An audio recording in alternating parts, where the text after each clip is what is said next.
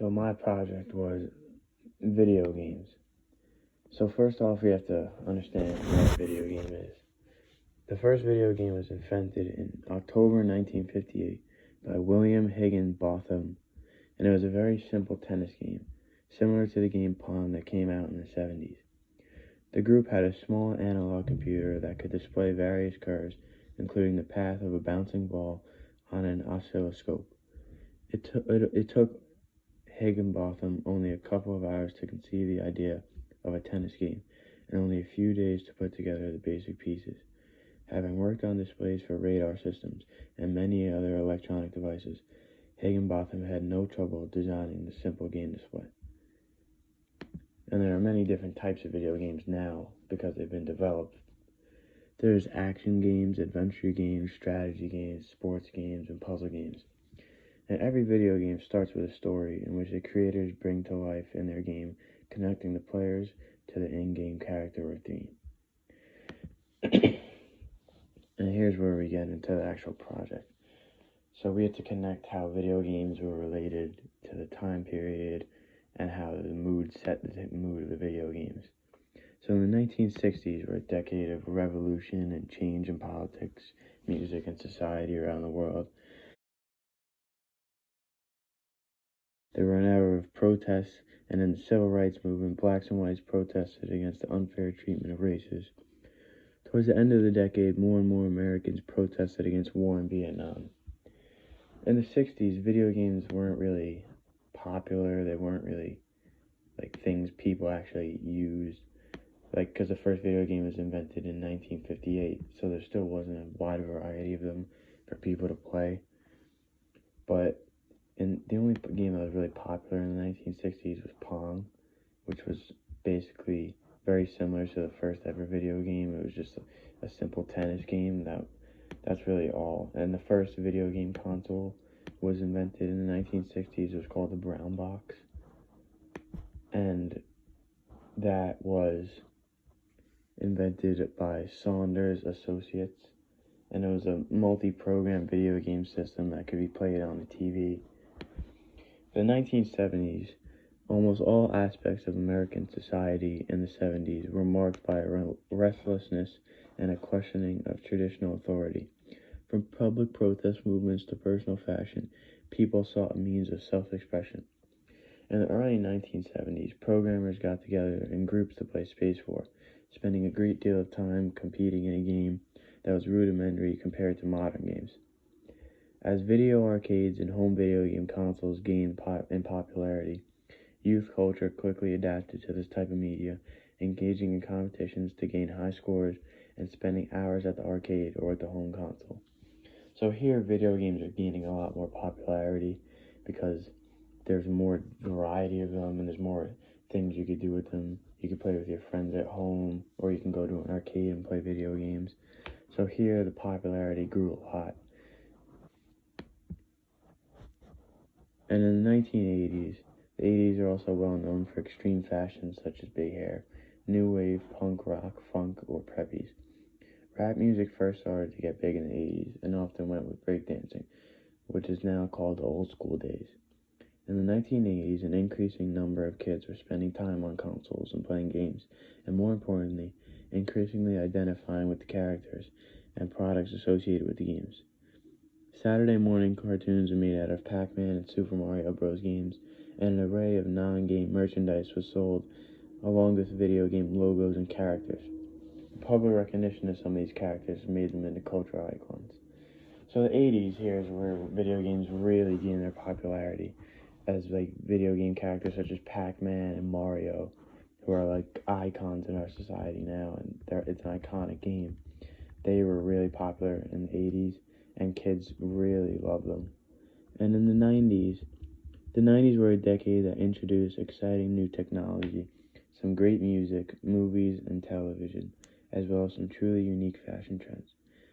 The 90s were a pivotal period in time in pop culture, and one that we can all look back fondly on. In the 1990s, video game characters moved into movies.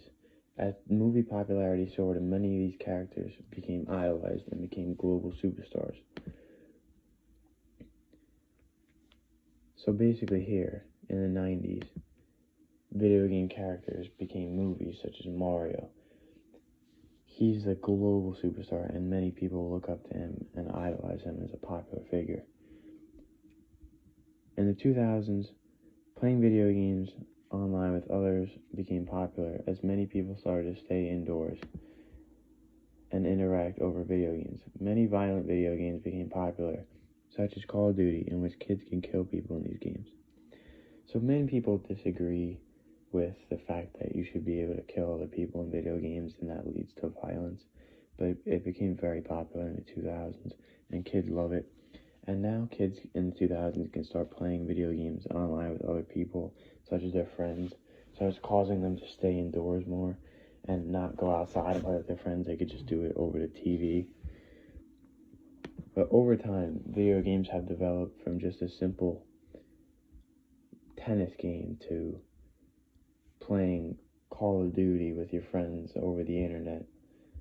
And such as in the 1970s, there was only like 5 video games that were ever invented.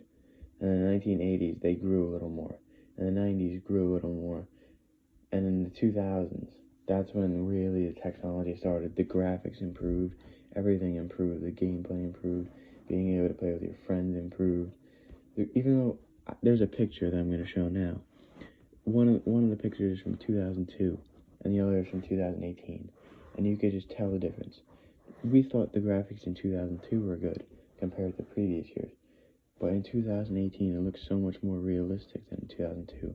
It's unbelievable. The 2010s are very similar to the 2000s, with the Great Depression affecting both eras. People have been affected in many ways from the Great Depression, and it's still continuing throughout today. Here in the 2010s, there's been many crises, as long as many people being divided, such as the Democrats and Republicans being more divided than ever. But video games in the 2010s are very similar to the 2000s, just like how the eras were pretty similar.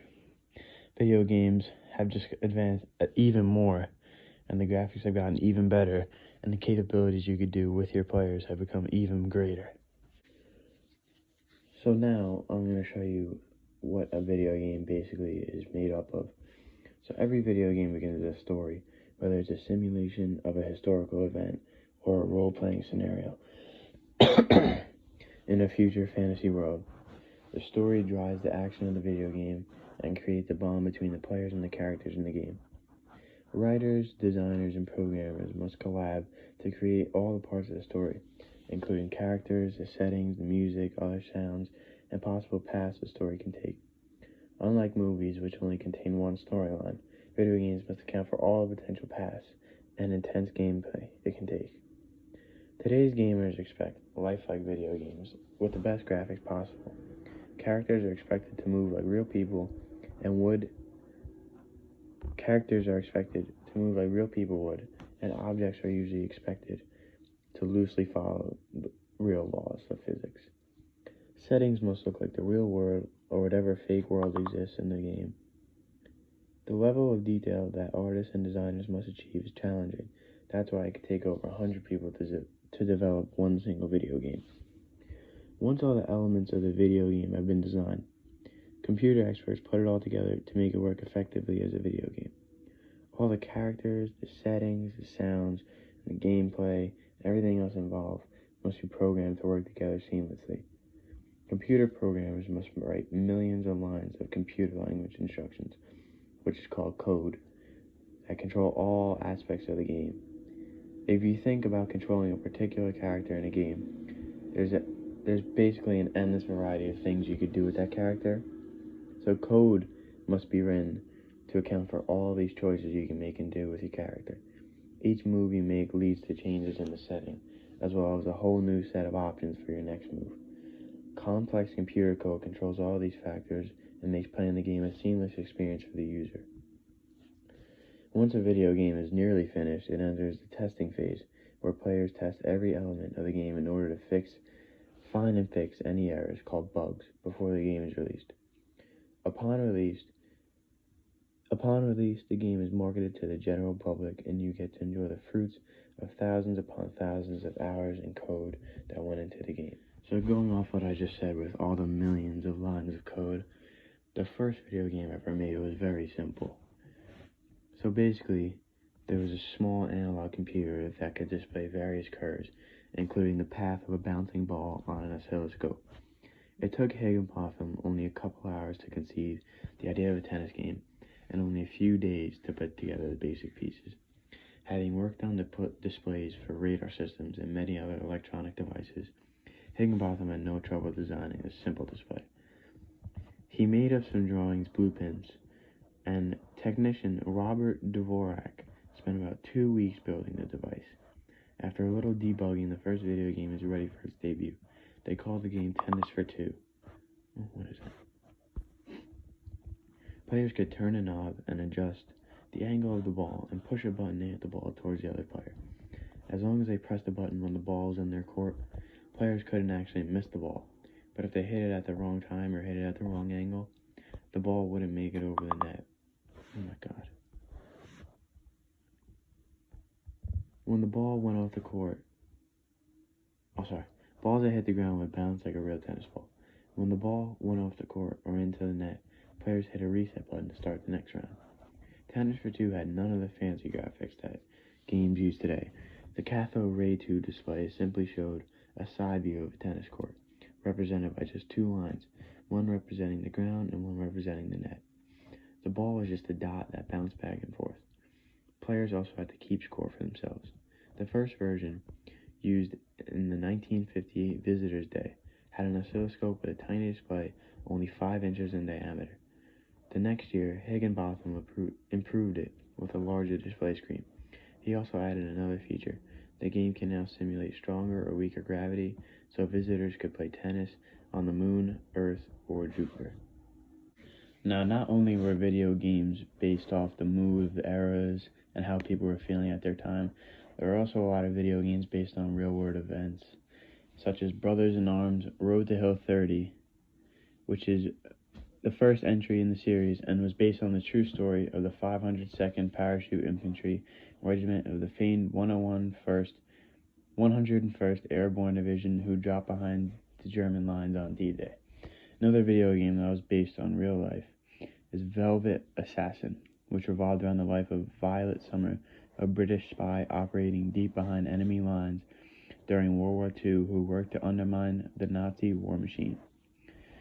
Another video game that was based on real life is Assassin's Creed, which features iconic personalities like Leonardo da Vinci, Pope Alexander VI, and the pirate Blackbeard.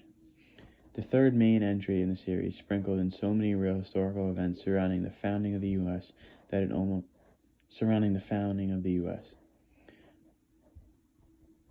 Many of the things that they took from real life are the Boston Tea Party, the Boston Massacre, Paul Revere's ride, and the signing of the Declaration of Independence. 1979 Revolution Black Friday is another video game based on real life, where players take on the role of Reza Shirazi, an aspiring photojournalist who has returned home to his country of Iran in the middle of the Iranian Revolution. Players take photographs of the war, and they're presented with the historical background of actual events, as well as a few personal accounts from people who lived through the revolution. The Saboteur is another real-world video game, which is based on the actual events of World War II. Set in German-occupied France, players controller Sean Devlin, a hard-drinking Irish race car mechanic who helps the resistance efforts to sabotage the Nazis. One of the final video games that I have is Dynasty Warriors 2, which is based on a 14th century historical Chinese novel called Romance of the Three Kingdoms, which detailed events in China between the 2nd and 3rd centuries AD as several warring tribes fought to unify China. As you can see, many video games weren't just based on how people were feeling and when they made them. They're actually based on real events that happened. As you can see, video games have had a huge impact on our American culture. They've helped people get through a lot and gave us a lot of enjoyment. Video games have advanced a lot throughout the years, while in the 60s, 70s, and 80s, they were very simple but effective. But in the 90s and the 2000s, they've advanced a lot, and you're now able to do with what you want, with who you want in your video games. Video games also take after the eras, such as in the 60s, 70s, and 80s. They were very simplistic because the technology in those eras and the mood of the people in those eras was all about revolutionizing. But in the 90s and 2000s, video games have really taken off because people have started staying indoors more and working from inside. And the advancements in technology allow the video games to become much more realistic. And you're allowed to play with your friends over the internet, which makes video games skyrocket in popularity. Along with video game characters now being in movies such as Mario, people idolize him and look up to him as a Video figure. Games have both been based off their eras that they were made in and real life events such as World War II and the video game battlefield.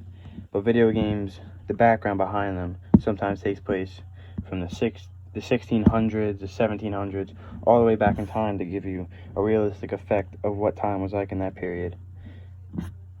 Due to the advancements video games have made throughout the eras, now over 81% of Americans have access to a video game console, which is a huge increase in the number from the 60s, 70s, 80s, and even the 90s.